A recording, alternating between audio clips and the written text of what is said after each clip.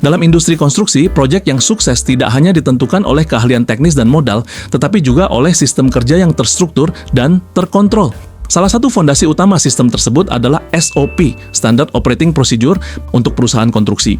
SOP berfungsi sebagai panduan resmi agar seluruh aktivitas proyek berjalan konsisten, efisien, dan sesuai standar yang telah ditetapkan. Mengapa SOP sangat penting dalam proyek konstruksi? Proyek konstruksi melibatkan banyak pihak, mulai dari manajemen proyek, tenaga kerja lapangan, vendor material, hingga pemilik proyek. SOP berperan sebagai alat kontrol dan standarisasi agar setiap pihak memahami tugas, wewenang, dan prosedur kerja masing-masing. 1. SOP Manajemen Proyek Konstruksi. SOP Manajemen Proyek merupakan SOP inti yang mengatur keseluruhan siklus proyek konstruksi. Tujuan SOP Manajemen Proyek. SOP ini bertujuan untuk mengendalikan seluruh tahapan proyek agar berjalan sesuai rencana dari segi waktu, biaya, dan mutu. Ruang lingkup SOP Manajemen Proyek. Perencanaan proyek berdasarkan kontrak dan ruang lingkup pekerjaan. Penjadwalan pekerjaan, time schedule, dan milestone. Pengendalian biaya, mutu, dan waktu proyek. Evaluasi dan pelaporan progres proyek. Prosedur inti, penyusunan RAB dan time schedule sebagai acuan pelaksanaan, penetapan PIC proyek dan struktur organisasi proyek, pelaksanaan rapat koordinasi rutin, penyusunan laporan harian, mingguan, dan bulanan. 2. SOP Keselamatan dan Kesehatan Kerja, K3. Keselamatan kerja adalah aspek krusial dalam proyek konstruksi yang tidak bisa ditawar. Tujuan SOP K3, mencegah kecelakaan kerja dan penyakit akibat kerja serta menciptakan lingkungan kerja yang aman. Prosedur inti SOP K3, kewajiban penggunaan APD seperti helm, rompi, dan sepatu safety. Pelaksanaan safety induction sebelum pekerjaan dimulai. Toolbox meeting harian untuk membahas potensi bahaya. Prosedur penanganan insiden dan kecelakaan kerja. Audit dan inspeksi K3 secara berkala. 3. SOP Pengadaan Material dan Peralatan. Material dan peralatan yang tidak sesuai spesifikasi dapat berdampak langsung pada mutu dan jadwal proyek. Tujuan SOP pengadaan, menjamin ketersediaan material dan peralatan sesuai spesifikasi, jumlah, dan waktu kebutuhan proyek.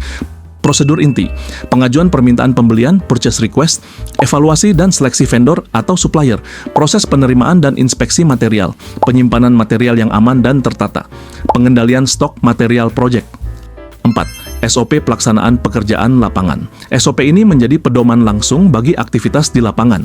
Tujuan SOP Pelaksanaan Pekerjaan, menjamin pekerjaan dilakukan sesuai gambar kerja, metode kerja, dan spesifikasi teknis. Prosedur inti, briefing kerja harian kepada tenaga kerja, pelaksanaan pekerjaan sesuai metode kerja yang disetujui, pengawasan oleh mandor dan site engineer, pencatatan progres pekerjaan harian. 5. SOP Pengendalian Mutu, Quality Control. Mutu hasil pekerjaan menentukan kepuasan owner dan reputasi perusahaan. Tujuan SOP Quality Control, menjamin hasil pekerjaan memenuhi standar mutu, spesifikasi teknis, dan kontrak. Prosedur inti, inspeksi pekerjaan secara berkala, penggunaan checklist QC, pengujian material seperti beton dan besi, penanganan pekerjaan tidak sesuai melalui NCR, Non-Conformance Report. 6. SOP Administrasi Proyek. Administrasi proyek yang rapi memudahkan pengendalian dan audit. Tujuan SOP administrasi, mengelola seluruh dokumen proyek secara tertib, rapi, dan legal. Prosedur inti, pengarsipan kontrak dan adendum, pengelolaan gambar kerja dan revisinya, penyusunan dokumen serah terima, dokumentasi progres dan hasil proyek. 7. SOP Keuangan Proyek. Kontrol keuangan yang baik mencegah proyek mengalami kerugian. Tujuan SOP Keuangan Proyek, mengontrol arus kas dan penggunaan anggaran proyek. Prosedur inti, pengajuan dan persetujuan biaya proyek, pembayaran vendor dan subkontraktor, monitoring anggaran versus realisasi, penyusunan laporan keuangan proyek. 8. SOP Pengelolaan SDM Project. SDM yang tertata akan meningkatkan produktivitas proyek. Tujuan SOP SDM Project, mengatur tenaga kerja proyek agar bekerja secara disiplin dan profesional. Prosedur inti, rekrutmen tenaga kerja proyek, pembagian tugas dan jadwal kerja, penilaian kinerja tenaga kerja, penerapan disiplin dan sanksi kerja. Kalau perusahaan konstruksi Anda ingin punya SOP yang rapi, aplikatif, dan benar-benar bisa dipakai di lapangan, mulai dari manajemen proyek, K3, sampai keuangan dan SDM, jangan susun sendiri tanpa arah yang jelas. BSU Konsultan siap membantu penyusunan SOP perusahaan konstruksi yang efektif sesuai kebutuhan proyek dan siap untuk tender maupun audit.